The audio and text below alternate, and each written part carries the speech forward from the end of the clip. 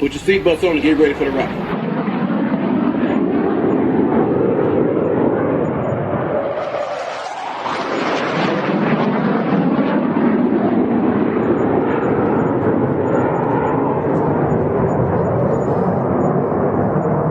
We're the freaking New York Jets, so we're built for this shit.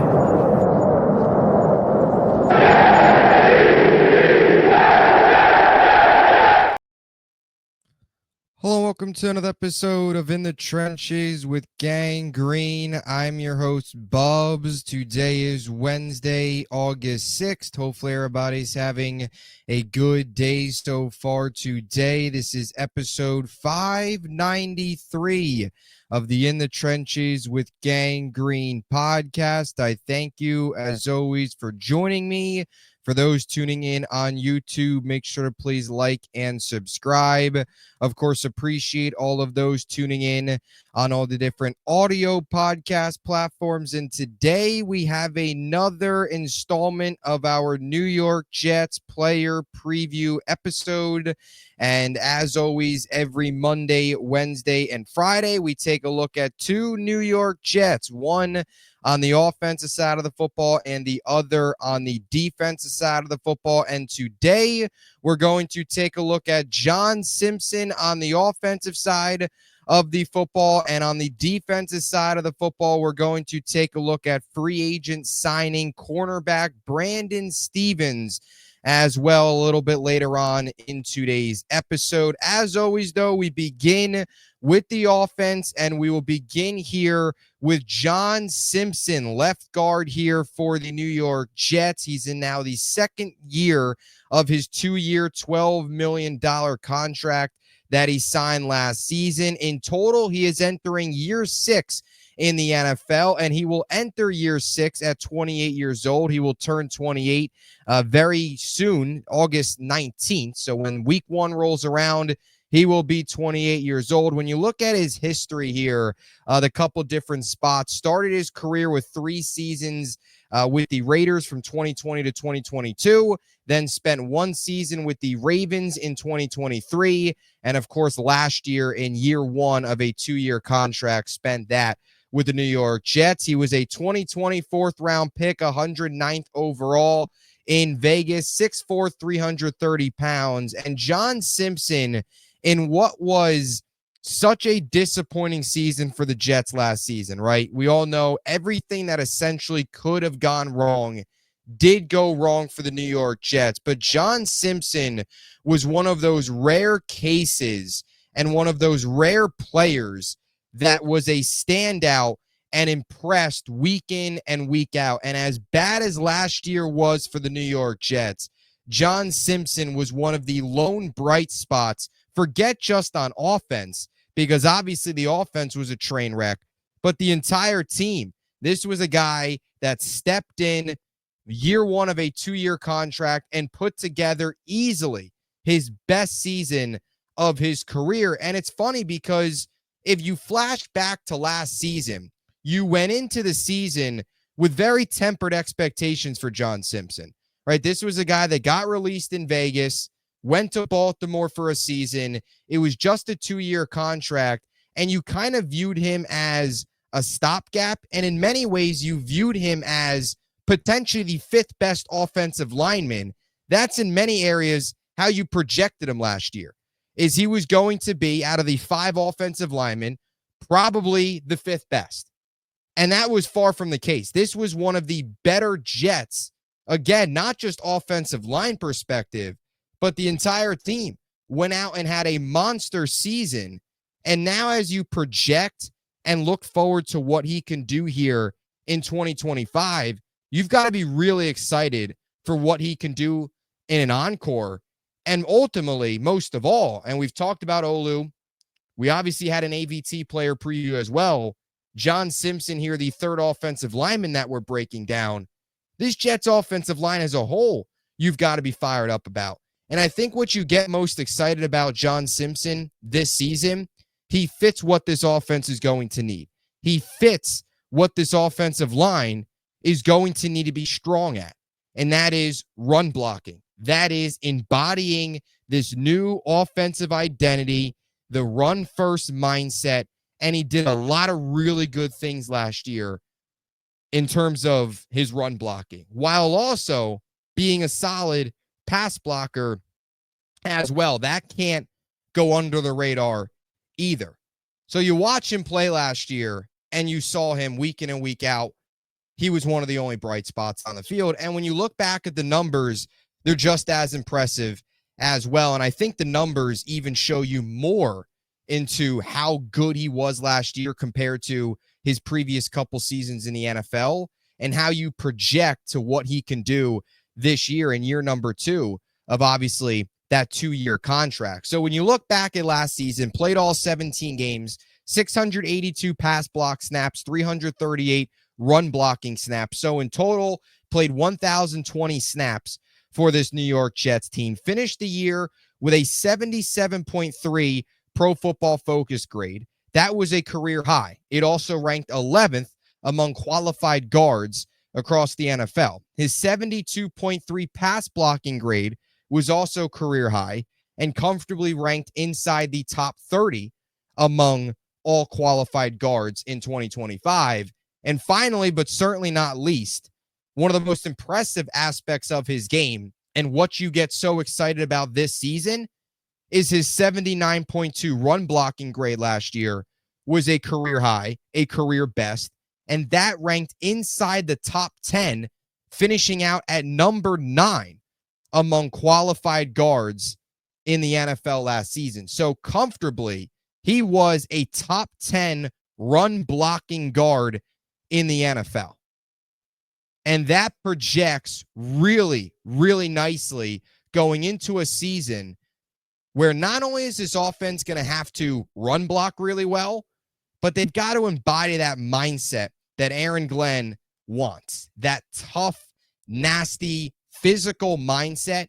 You saw a lot of that from John Simpson last year, and you expect to see more of that this upcoming season. He fits what this new coaching staff wants to see in these players, specifically up front on the offensive line. When you talk about winning the battle in the trenches, that's ultimately where it starts, is winning the battle in the trenches, especially when you're going to be a run-heavy offense like the New York Jets with the trio of running backs they have, and of course Justin Fields utilizing his legs as well.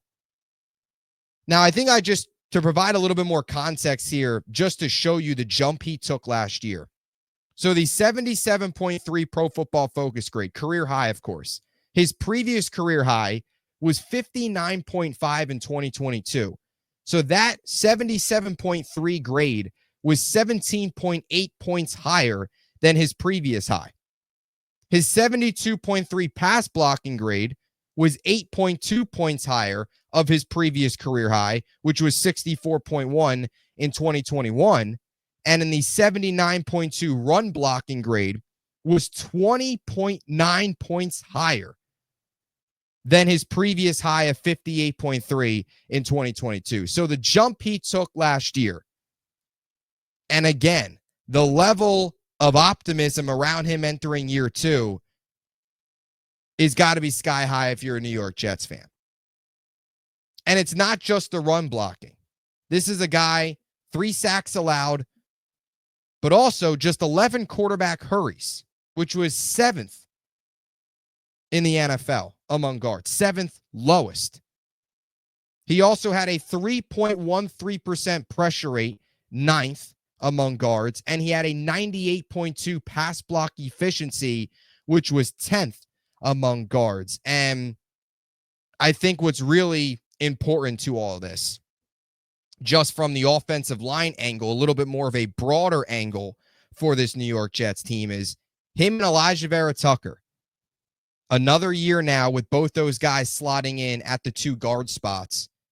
AVT and John Simpson were the only guard duo to rank in the top 10 in both pressure rate and pass block efficiency.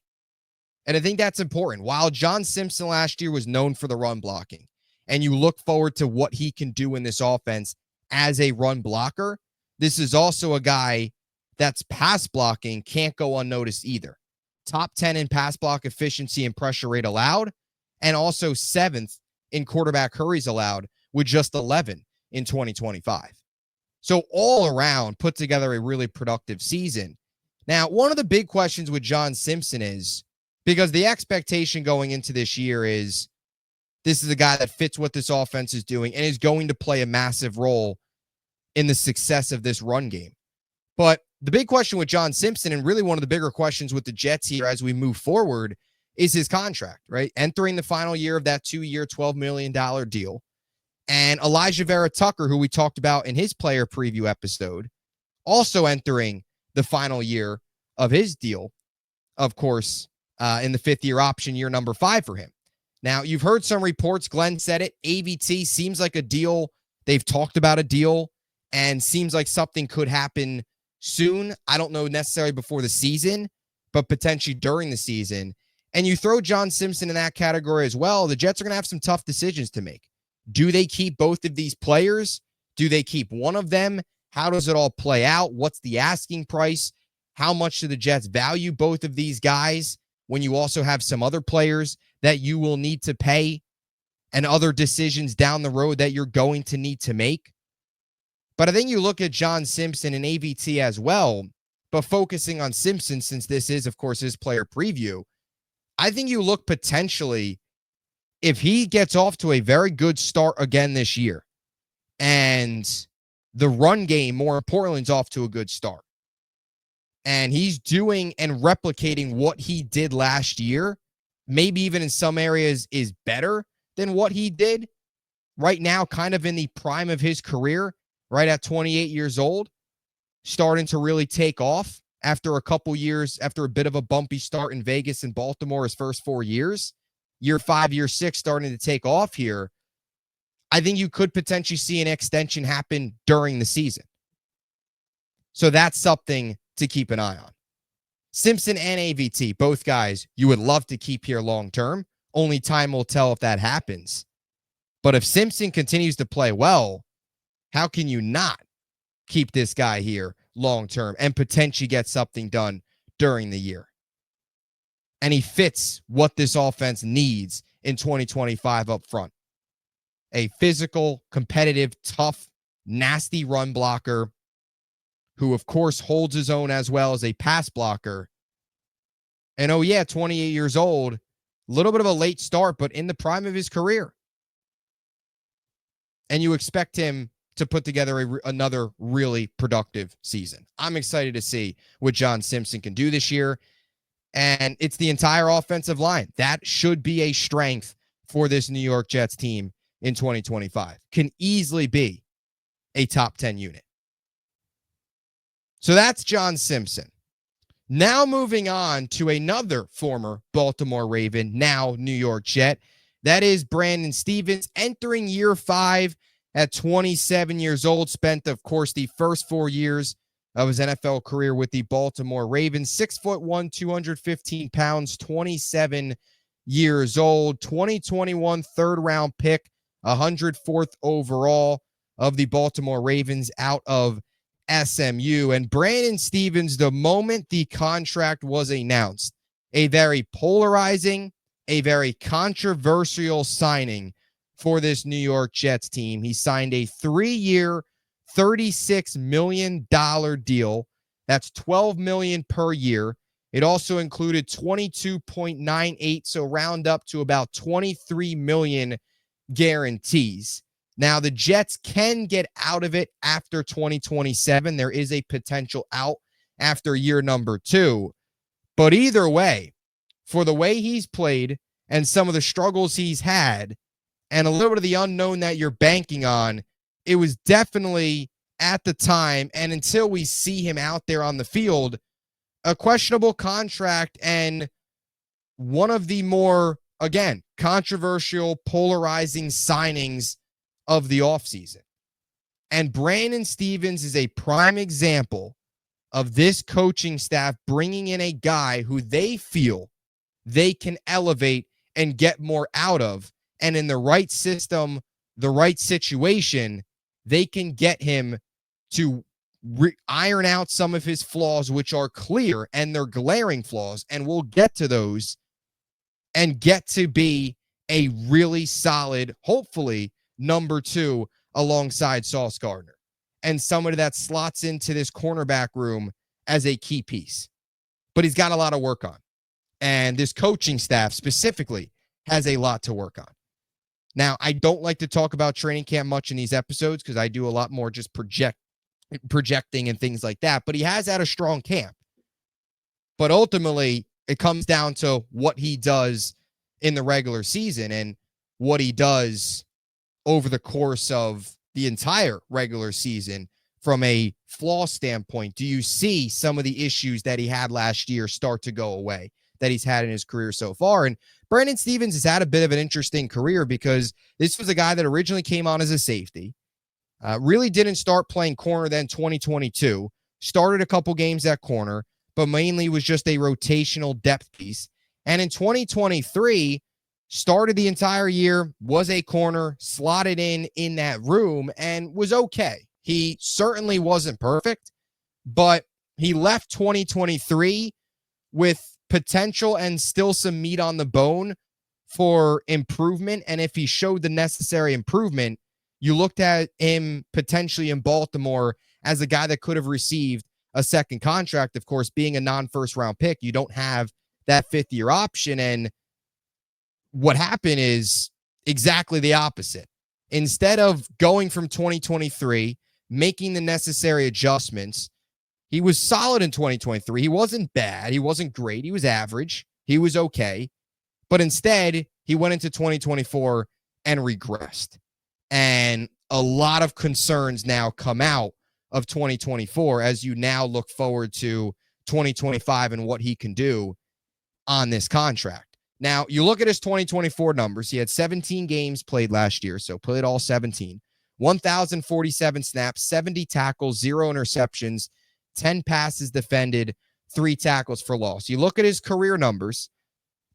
He's appeared in 65 career games, has played 3,319 career snaps, has logged 259 total tackles, 2 interceptions, both of those coming in 2023, 32 passes defended, and 6 tackles for loss. So those are, of course, just some of the baseline numbers from Brandon Stephens in his career.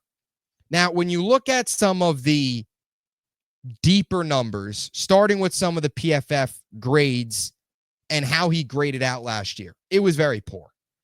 He had a 55.8 overall grade last year and a 50.7 coverage grade. Now, he was solid against the run, and he was solid as well as a tackler. That is something that I will throw out there.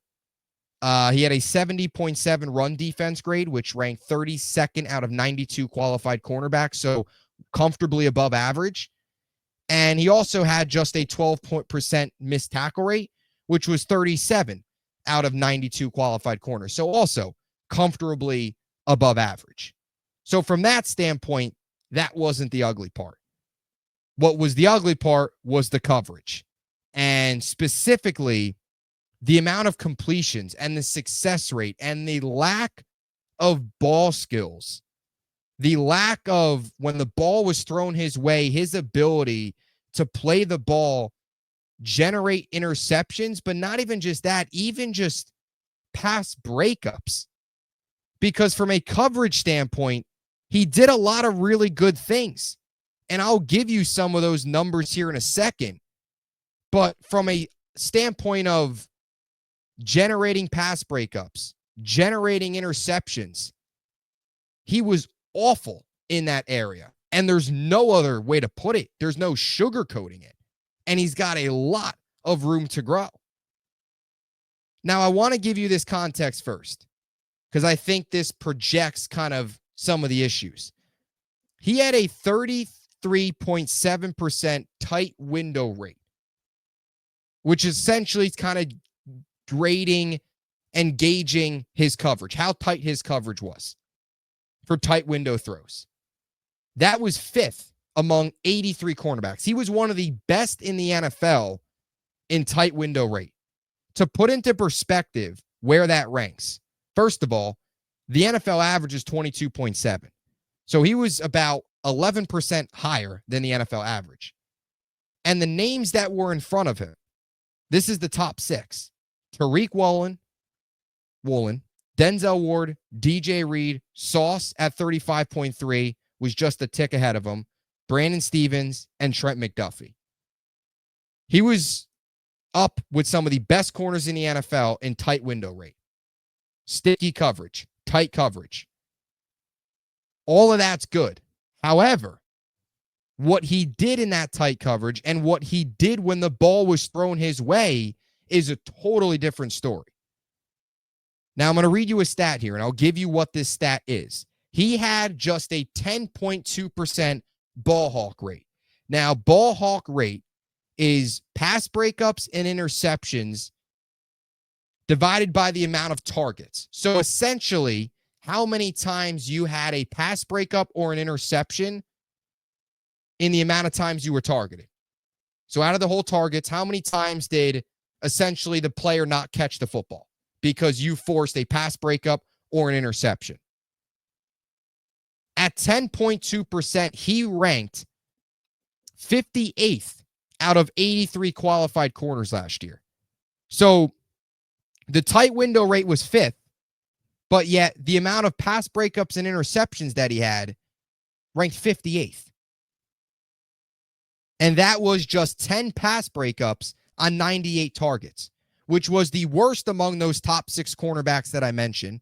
Those other 5 cornerbacks inside the top 6, not including Brandon Stevens, were at a 19.6% ball hawk rate, which was almost doubled Stevens. And the NFL average was 14.6%. Stevens, again, 10.2%, well below average. So a guy that coverage, stride for stride, can stick with a lot of really good receivers and showed that.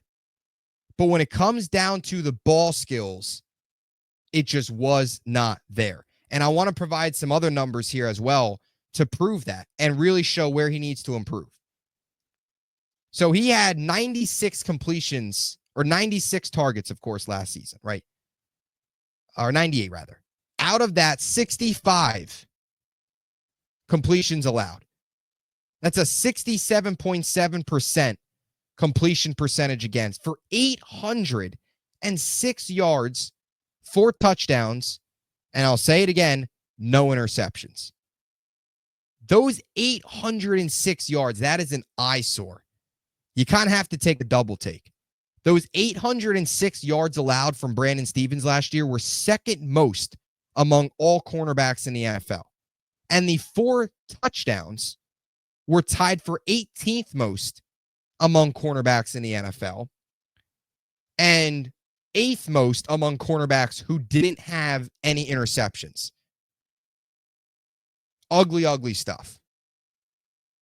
The moral of the story, the simplest way to put it, the ball skills need to improve immensely with the New York Jets. His ability to play the football, generate pass breakups, and also generate interceptions. Look, interceptions aren't the end-all, be-all with cornerbacks.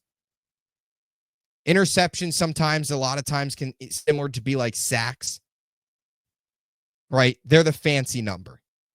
Just, you don't have to be, you're not a bad cornerback if you don't get a ton of interceptions. However, in Brandon Stevens' case, it's a different story. Because when your coverage is as sticky as his has been, from a coverage standpoint, he's one of the better coverage corners in the NFL, at least last year. And the amount of tight window throws that were thrown his way. But his ability to finish those plays is among the worst in the NFL. To have the sticky coverage that he had and to let up 806 yards can't happen. Plus 4 touchdowns and a 67.7% completion percentage. Almost 70% of passes were completed when it was thrown his way. That cannot happen. And it's on Aaron Glenn and the rest of this defensive coaching staff, especially for a team that's going to run a good amount of man, to improve his ball skills, generate more pass breakups. And the amount of times that he's being targeted, he should not have 0 interceptions in a season. He should not have just 2 interceptions in 65 career games played. Now, I know that's a bit skewed because he started in his rookie year as a safety, and he only played a little bit as a cornerback in his second year. But even so, the last 2 years, he should not have just 2 interceptions. And it's not just Brandon Stephens, but this is something that the Jets have had for a while now. Even when they had their best years in 2022 and 2023, from a defensive perspective, they don't turn the ball over much. They don't force many turnovers, rather. And one of those is interceptions. Sauce as well. You look for him to increase the amount of interceptions. Brandon Stephens as well. You look for him to go out there and snag a couple of interceptions. If that's the case, he's showing signs of improvement. And from a pass breakup standpoint, you expect him to increase that number as well. He should not walk away from this season with just a combined 10 pass breakups and interceptions for the amount of times that teams could look his way, especially if Sauce is a blanket again in coverage on his side of the field. Stephens is going to get a lot of looks. And it's going to be up to him and his coaching staff to improve the ball skills. And again, so far in training camp, we've seen positives. And I don't talk about training camp much in these episodes, as I mentioned earlier, but he has been a bright spot. And you hope that can carry into the regular season. Because if that's the case, and he does show improvement, and the Jets find something in him and work with him, and they clearly understand what he needs to do. Steve Wilks talked about it very early on in the offseason about the ball skills and the plan they have for him. Now it's time for him to go out there, learn it, develop, and improve. A couple other things that you'd like to see him improve on. He had 7 penalties last year. 6 of those were defensive pass interferences. That was 4th most DPIs in the NFL. Another area of his game where they're going to play a lot of man. There's going to be defensive pass interferences when you play man, but you've got to find a way to limit those. And Glenn has talked a lot about, some of the penalties, even holds, being technique issues. From Stephens' perspective, you look at the technique. The defensive pass interferences have got to take a dip. You can't have 6 again this year. You can't have 7 total penalties. It's a Jets team that needs to limit the penalties. They've been the most penalized team in the NFL. Stephens obviously hasn't been here for that, but moving forward, you need to be cleaner from that standpoint. And he also allowed a 107.4 passer rating last year, which was 77th out of 92 qualified corners. And the cornerback average was 95.4. So he was about 12 points higher. And over 100 is never a good spot. So he was below average in that standpoint. I don't want to make it seem like I was just crushing Brandon Stephens for the last 15 minutes, but the point is, and we're honest in these player preview episodes, he's got a lot of work on. And you have to hope that this coaching staff can get more out of him. And look, the big thing with Stephens is, and the optimistic part of it, and I'll leave you with this, the optimistic part of Brandon Stephens and why you can project him to go out there this year and have a productive season and a bounce back year, is that it's not like he can't cover guys. It's not like he's getting burnt. It's not like he is just struggling in coverage and just losing it in man, whatever. Like, it's not like he can't cover guys. It's not like he can't go stride for stride and have success against guys with speed, have success against guys that are physical. He's able to do it, but when the ball is thrown his way, his ability to force incompletions, get past interferences, grab an interception, his ability to avoid a completion against him, that's the issue. And now the next step is, if you can improve the ball skills, even just to get to a point where he has average ball skills. Right? Last year, he was one of the worst. Can he just get to average ball skills? And you're talking about an improved player and a nice compliment next to Sauce Gardner. But that's the big question. And only time will tell if that's the case with this coaching staff. There's a couple guys on this team that this coaching staff look at and say, we can find something in them. We can work with them and improve these players. Brandon Stephens is one of those guys where they clearly see something in him. They see the ball skills issues. They clearly see that they can work with it and improve it. And we'll see if that happens. And it'd be great if it does. Because if he improves in that standpoint, you're talking about 2 guys that pound for pound can be great from a coverage perspective. And if he has the ability to start to force some incompletions and rack up some interceptions, you really look forward to the potential in the secondary. So that's Brandon Stephens' player preview. Let me know what you think in the comments section down below. What are your thoughts on John Simpson entering the 2025 season, and your thoughts on Brandon Stephens entering the 2025 season, and any other Jets takes you got? Let me know down below. Appreciate your support as always. We'll have another player preview up on Friday to close out the week, and of course, a ton of other content in between. So stay tuned. Appreciate you all so much. And until next time, JETS, Jets, Jets, Jets.